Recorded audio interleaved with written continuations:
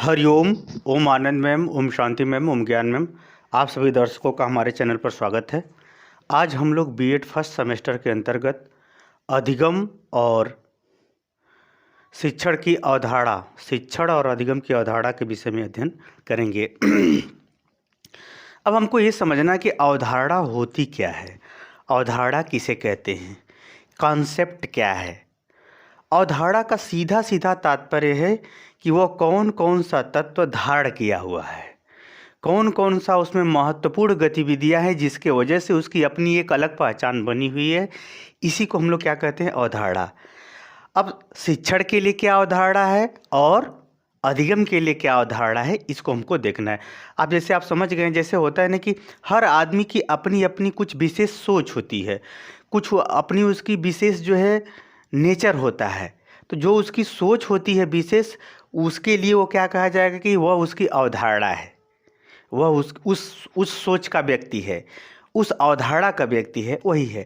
उसी तरह से हम लोग पढ़ेंगे शिक्षण और अधिगम का क्या अवधारणा है, यानी शिक्षण किस प्रकार अपने आप में भिन्न है अन्य चीज़ों से, या शिक्षण के अंतर्गत कौन सी गतिविधियां शामिल हैं जिसके उद्देश्य से इसका अपना एक स्वतंत्र स्वरूप है, अपना एक इसका स्वतंत्र स्थान है, इसका एक अपना स्वतंत्र गतिविधियां हैं। उसी तरह से अधिगम के अंतर्गत कौन सी गतिविधि है, कौन सा नेचर है, कौन सा व्यवहार है, कौन सा सोच है, कौन सा तत्व है जो उसको अपने आप में अपनी पहचान, अपना स्थान, अपना महत्व बनाए हुए है। इन सब दोनों चीज़ों को हम लोग अलग अलग करके देखेंगे। हमने कल बताया था आपको शिक्षण का अर्थ और अधिगम का अर्थ बता चुके हूँ। आज जो है मैं शिक्षण और अधिगम की अवधारणा के विषय में देखेंगे। पहले हम लोग देखेंगे शिक्षण की अवधारणा क्या है, शिक्षण क्या है। पहले मैंने बताया था कल भी कि ये जो औपचारिक शिक्षा के अंतर्गत ही हम लोग देखेंगे। कक्ष में अध्यापक द्वारा किसी विषय वस्तु को सुव्यवस्थित क्रम ढंग से प्रस्तुत करना ही क्या कहलाता है, शिक्षण कहलाता है। क्या कहलाता है, शिक्षण कहलाता है। यदि मोटी मोटा भाषा में कहें तो अध्यापक जो कक्ष में पढ़ाता है वह शिक्षण की प्रक्रिया है। एक प्रकार से शिक्षण क्या है, एक कार्य है, एक प्रक्रिया है। वो कार्य का जो स्वरूप है, उस सभी कार्य के स्वरूपों को अगर हम मिला देंगे तब शिक्षण होगा। सिर्फ अध्यापक जाके क्लास में सिर्फ बोलता है, सिर्फ व्याख्यान कौशल ही, सिर्फ व्याख्या करना ही शिक्षण है, नहीं। जो शिक्षण है ये एक प्रकार की प्रक्रिया है जिसमें अनेक गतिविधियां शामिल होती हैं। उसी को हम क्या कहते हैं, शिक्षण कहते हैं। उसमें कौन सी अनेक गतिविधियां, शिक्षक के पास विषय का ज्ञान होना चाहिए, उसको समझ होना चाहिए, समझाने का ढंग होना चाहिए, सूक्ष्म विधियों का उसे पता होना चाहिए और उसको प्रस्तुत करने का ढंग मालूम होना चाहिए, विषय में क्रमबद्धता मालूम होनी चाहिए। उसके पास विद्यार्थियों को समझाने के लिए भाषा शब्दकोश होना चाहिए। विद्यार्थियों की योग्यता क्षमता के स्तर के अनुसार उनको ज्ञान कैसा दिया जाए ये भी समझ होना चाहिए। और उसके बाद संग संग उस जो है विद्यार्थियों से अगर कोई समस्या उत्पन्न होती है शिक्षण के दौरान तो उसका वो समाधान भी कर सके और उसको अपने ज्ञान पर विश्वास भी होना चाहिए। इसके संग संग अध्यापक के अंदर सहनशीलता भी होना चाहिए। किसी विद्यार्थी को कोई समस्या आ गया या कुछ न समझ में आया तो क्रोध न करे, सहनशीलता भी होना चाहिए। और अध्यापक पढ़ाने के लिए उत्साही भी होना चाहिए, साथ में उदारता भी होना चाहिए। अर्थात अगर हम देखें तो शिक्षण की जो प्रक्रिया है वह कितनी व्यवस्थित और व्यापक है, यानी विषय का ज्ञान और समझ भी होना चाहिए। शिक्षण विधि का भी उसे पता होना चाहिए कि किस बात को समझाने के लिए कौन सी विधि उपयुक्त होगी, कहाँ प्रश्न करना है, कहाँ व्याख्यान देना है, कहाँ सैंपट कौशल का प्रयोग करना है, कहाँ पर उसे जो है दोबारा दोहराना है। यानी इस प्रकार से आत्मविश्वास के संग विषय वस्तु को वह प्रस्तुतिकरण यानी क्रमबद्ध ढंग से वो प्रस्तुत कर सके, उसे समझा सके, बता सके। भाषा का भी ज्ञान होना चाहिए।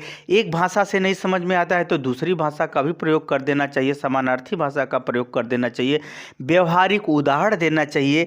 यानी ये कहने का मतलब स्तर, योग्यता, क्षमता, विश्वास, समस्या समाधान, उत्साही, उदारता और सहनशीलता इत्यादि अनेक क्रियाकलाप हैं जो कक्ष में संपादित किए जाते हैं। यानी कक्ष में अध्यापक पढ़ाते हुए उन सब प्रक्रियाओं का प्रयोग करता है।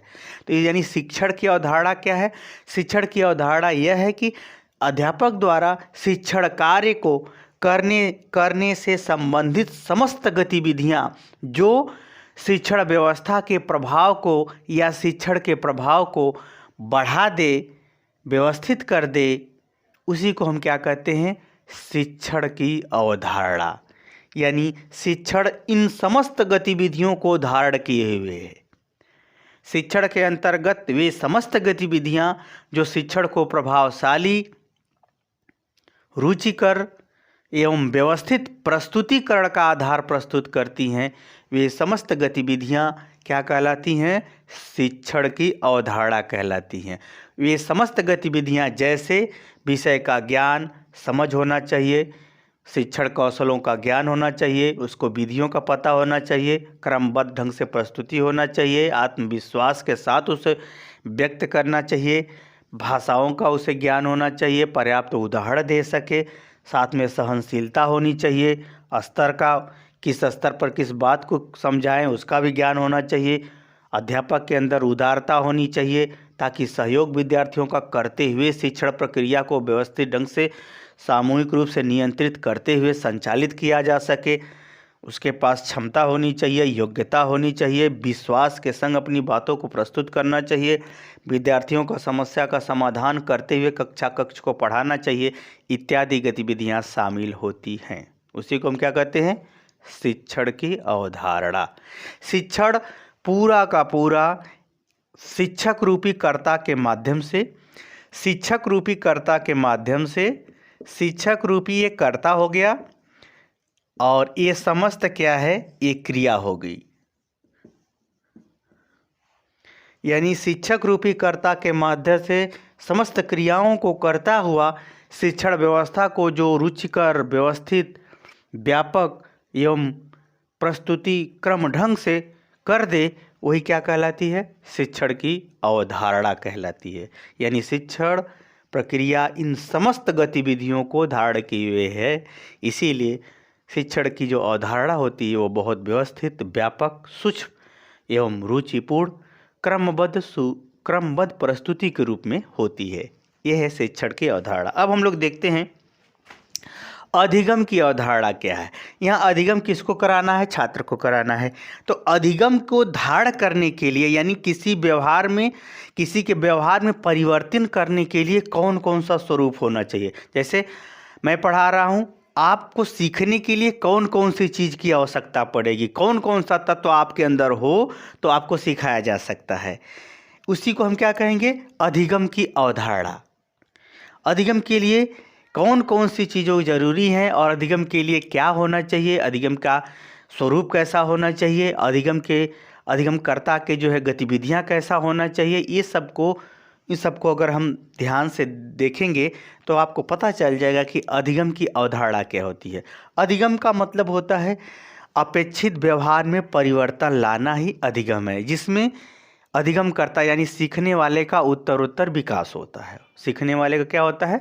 उत्तरोत्तर विकास होता है। तो अधिगम की अवधारणा क्या है? अधिगम के लिए कौन कौन सा, यानी विद्यार्थी के लिए कौन कौन से तत्व महत्वपूर्ण हैं जिसके आधार पर वह अधिगम की प्रक्रिया यानी सीखने की प्रक्रिया तेजी से चलेगी। तो उसके लिए सबसे पहली बात क्या, विद्यार्थी को जिज्ञासा होनी चाहिए। ये देखिए, विद्यार्थी को क्या होना चाहिए? जिज्ञासा होना चाहिए। विद्यार्थी को किसी विषय को समझने के लिए उसकी थोड़ी बुद्धि भी होनी चाहिए, रुचि भी होनी चाहिए और उसके अंदर सतर्कता भी होना चाहिए और शिक्षक के प्रति आदर और प्रेम भी होना चाहिए और उसको जो है अपने ज्ञान पर, गुरु के ज्ञान पर और अपने सीखने की क्षमता पर भी क्या होना चाहिए? विश्वास होना चाहिए। उसके अंदर तत्परता भी होना चाहिए। कोई विषय सीख लिया है तो अभ्यास के माध्यम से भी अधिगम होता है, अभ्यास भी करना उसको चाहिए और अनुशासन के अनुसार उसको रहना चाहिए। अनुशासन का मतलब विषय को जब नहीं आ रहा है तो अभ्यास के द्वारा सीखने का प्रयास करे, नियम में रहे। शिक्षक विद्यार्थी की अपना अनुशासन होता है, उस नियम का वो फॉलो करे।